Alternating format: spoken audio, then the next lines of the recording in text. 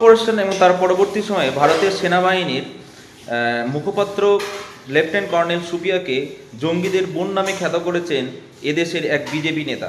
তিনি বলেছেন যে যারা আমাদের বোনদের সিঁদুর কেড়ে নিয়েছে, মোদিজি তাদের বোনদেরকে পাঠিয়েছে তাদেরকে শায়েস্তা করতে। এই কথাটা যারা বিজেপি সমর্থক অন্ধভক্ত তারা বলতে পারে যে অন্য অন্য মানে ব্যাখ্যা করতে পারে, কিন্তু তারা যদি অল্প একটু বিদ্যা থাকে তাহলে এটার মানে দাঁড়ায় যে কর্নেল সুপিয়া হচ্ছে জঙ্গিদের বোন। অনেকে অনেক ব্যাখ্যা দিতে পারে, যারা এই ব্যাখ্যাতে যারা বিজেপিকে যাতে বিজেপির মুখটা না পড়ে বিজেপি যে বর্বর সেটা জ্যোতি বসু বলে গেছেন, তার প্রমাণ আরও আমরা পাচ্ছি বিভিন্ন মন্তব্যে। অনেক রাজনৈতিক বিশেষজ্ঞ বলেছেন এই রকম নোংরা ধারণা বিজেপির মজ্জাতে আছে, অর্থাৎ বিজেপি জাতিভেদের এবং বিভেদের রাজনীতির জনক বলে বলা যেতে পারে এদেশে।